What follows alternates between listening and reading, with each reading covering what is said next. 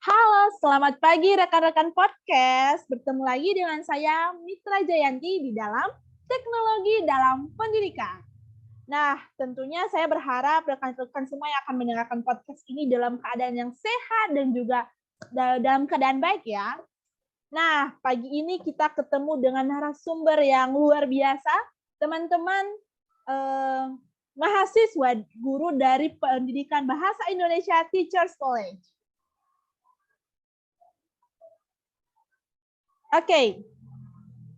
Nah, mungkin sembari menunggu Fitri ini kita mungkin akan berbincang-bincang terlebih dahulu. Seperti yang kita ketahui zaman sekarang atau mungkin dari mulai tahun 2020 nih sampai tahun sekarang pandemi Covid masih melanda begitu ya.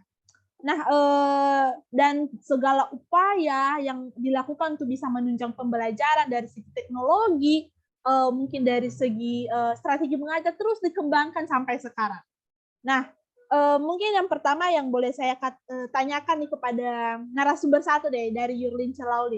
Kira-kira hal apa yang bisa dibagikan selama pandemi COVID ini selama Lince jadi mahasiswa guru? Silakan.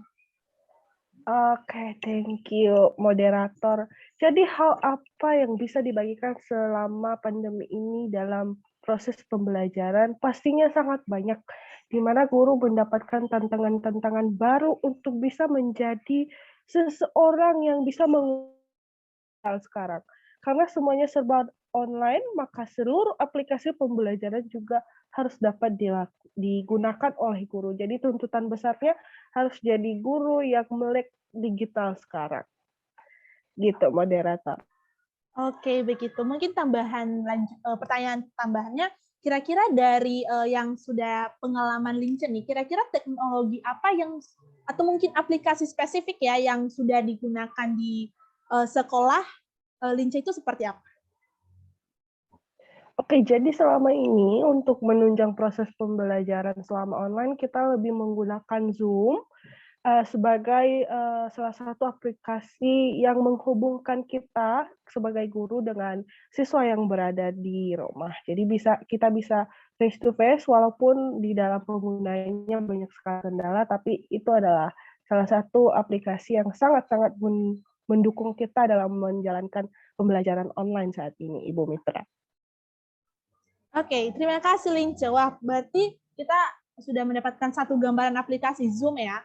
Dan mungkin tidak tertutup kemungkinan untuk beberapa aplikasi lain yang mendukung begitu. Kita akan beralih ke Fitri ini, kira-kira bisa mendengar suara saya dengan jelas? Halo. Oke, halo. Oke, maaf ya, kameranya dimatiin karena jaringan di tempat saya lagi tidak bagus, tidak baik. Jadi saya hanya akan menampilkan suara ya, begitu Ibu Mitra. Oke, tidak masalah Ibu Fitri. Nah, mungkin saya tadi kita sudah berbincang nih Ibu Fitri tentang aplikasi Zoom nih. Kita sudah dapat satu poin ya, poin yang sangat baik yaitu penggunaan salah satu aplikasi Zoom. Nah, kira-kira dari pengalaman Ibu Fitri juga mungkin bisa dibagikan apa sih perbedaan sebelum dan sesudah penggunaan Zoom ini kepada siswa? Oke, nah jadi perbedaan yang bisa saya lihat sih ya dalam penggunaan Zoom ini mungkin lebih kepada keefektifan melakukan pembelajaran.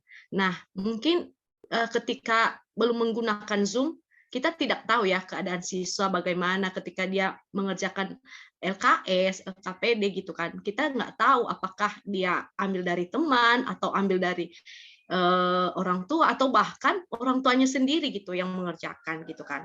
Nah, tapi ketika kita menggunakan Zoom ini, kita bisa mengadakan interaksi langsung begitu ya. Jadi ada interaksi antara kita dan siswa secara langsung. Kita bisa meminta mereka open cam, kita bisa meminta mereka langsung berbicara. Nah, jadi secara tidak langsung komunikasi komunikasi yang terjadi antara guru dan siswa itu lebih real begitu. Itu sih kalau dari saya. Oke, baik. Terima kasih untuk jawabannya. Mungkin dari Linca ada yang mau ditambahkan tentang perbedaan setelah dan sesudah penggunaan ini. Maksud saya sebelum dan sesudah.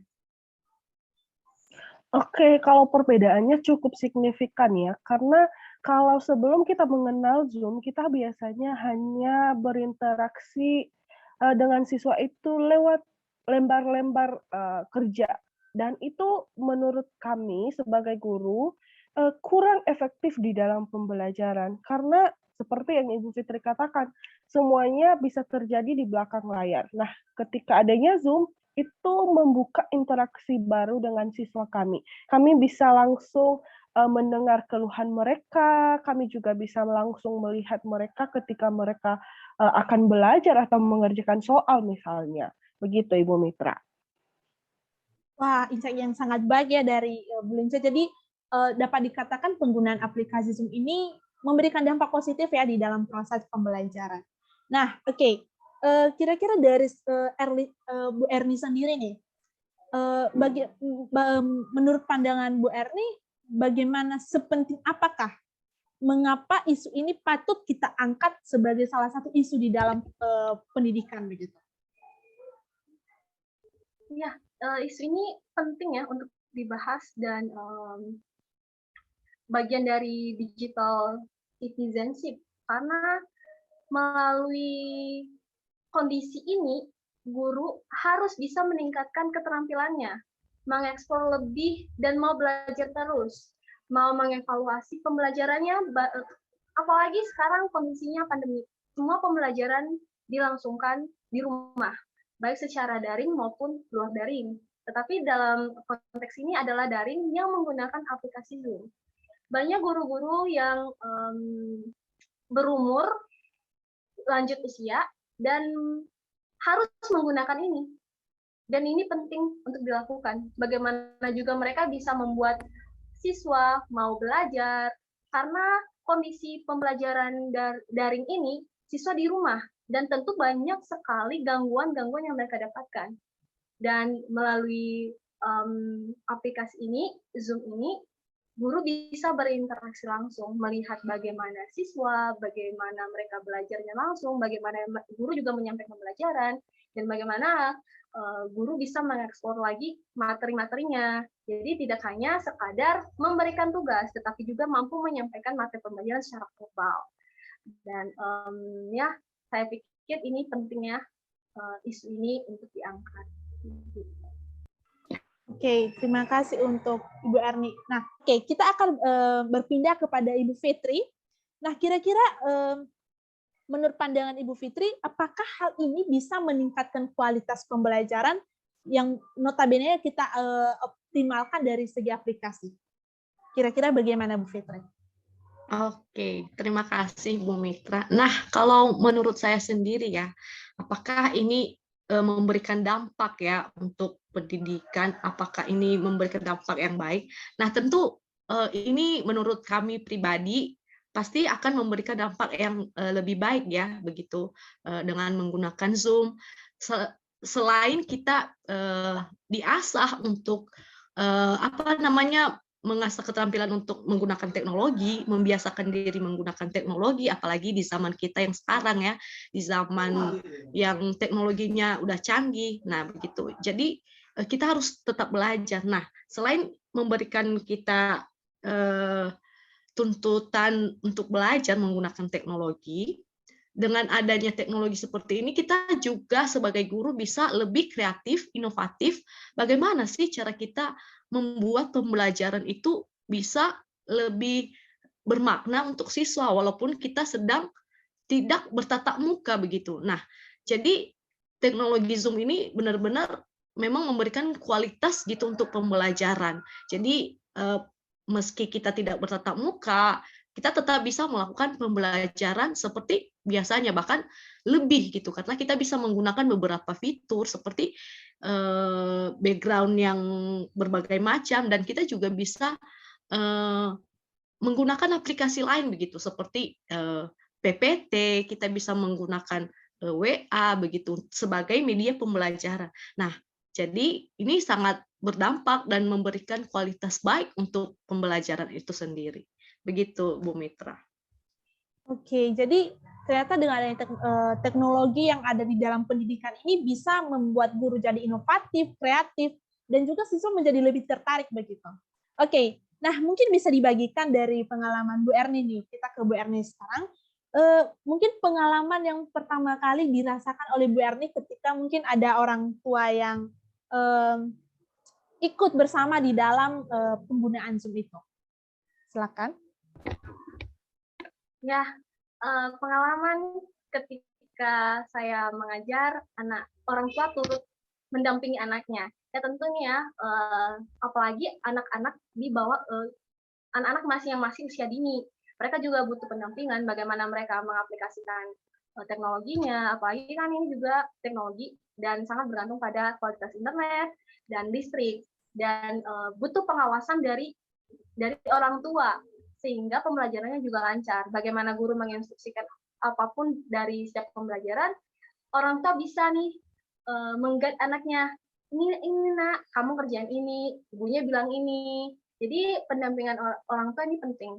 Tetapi di beberapa kesempatan orang tua juga kebingungan cara menggunakan teknologinya. Karena teknologi ini sudah lama ya, Zoom ini aplikasi sudah lama, tetapi baru booming digunakan nih, serentak seluruh Indonesia menggunakannya. Dan mereka juga cukup kebingungan, masuknya gimana, ID-nya gimana, ganti virtual background-nya gimana, dan share screen-nya, dan segala macamnya. Jadi, orang sebagai guru, kita juga harus bijaksana ya untuk membimbing gurunya, mengarahkan, Ibu harus klik ini, menggunakan ini, dan segala macamnya. Jadi, kita juga sama-sama belajar, meskipun kita baru tahu, tapi kita juga saling berbagi informasi. Begitu menurut saya. Oke, pengalaman yang sangat menarik ya dari Bu Erni. Nah, mungkin dari diskusi ini saya bisa menyatakan bahwa ternyata penggunaan Zoom ini secara utama ini bisa membantu ya meningkatkan keaktifan siswa dan juga bisa menggalang semangat orang tua untuk bisa mendampingi siswa apalagi anak usia dini di dalam proses pembelajaran. Nah, karena waktu sudah cukup mulai membatasi kita ini, jadi mungkin kita agak mempersingkatnya dengan mungkin saran-saran dari teman-teman mahasiswa guru ini. Kira-kira kita sebagai guru masa depan ya, bisa dikatakan seperti itu, kira-kira ada saran tertentu atau mungkin tindak lanjut dari kita sendiri atau mungkin komunitas-komunitas yang sudah kita pimpin untuk bisa bergerak maju begitu. Nah, ini saya mau dengarkan mungkin insight atau mungkin masukan ya dari Bu Fitri. Kira-kira bagaimana Bu Fitri?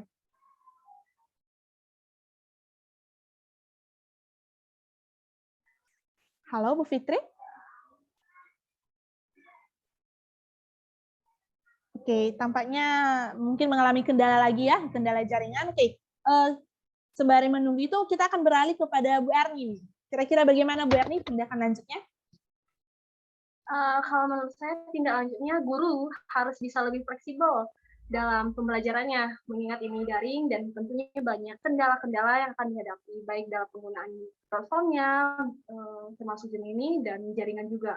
Dan guru juga harus mau terus belajar mengeksplor berbagai aplikasi, berbagai metode, strategi pengajaran, dan guru juga harus terbuka dengan perkembangan zaman ataupun perkembangan teknologi ini. Meskipun perkembangan ini juga harus disortir mana yang baik, mana yang tidak. Dan guru juga harus lebih kreatif dan inovatif dalam menciptakan kegiatan-kegiatan pembelajaran yang tidak mengurangi esensi dari atau tujuan dari pembelajaran. Itu sih menurut saya. Oke, terima kasih Bu Erni. Kira-kira bagaimana dari Bu Linca? Oke, kalau dari saya sendiri, sarannya adalah mungkin dari pihak sekolah bisa melaksanakan pelatihan-pelatihan nih, bagaimana cara penggunaan aplikasi-aplikasi yang dapat mendukung pembelajaran secara daring ini. Dan harapannya pelatihan-pelatihan ini dilakukan bersama guru, dan juga nanti akan dilakukan bersama dengan siswa, dan jika memungkinkan hal ini atau pelatihan-pelatihan ini pun orang tua bisa diikutsertakan agar sama-sama nih dapat belajar bisa menggunakan aplikasi-aplikasi ini sehingga kualitas pembelajaran itu lebih ditingkatkan atau lebih meningkat, begitu Ibu Mitra. Wah, oke. Terima kasih untuk para narasumber yang luar biasa. Terima kasih untuk harapan-harapannya, dan saya percaya ini adalah harapan kita bersama ya di dalam pendidikan Indonesia begitu. Nah, tampaknya waktu sudah cukup membatasi kita, rekan-rekan. Saya berharap kita bisa bertemu di dalam forum-forum diskusi selanjutnya. Dan terima kasih untuk berbagai masukan dan juga ilmu-ilmu yang disampaikan oleh para narasumber. Terima kasih untuk Lince, terima kasih untuk Erni dan juga Fitriani. Sampai jumpa di dalam podcast Teknologi dalam Pendidikan selanjutnya. Terima kasih.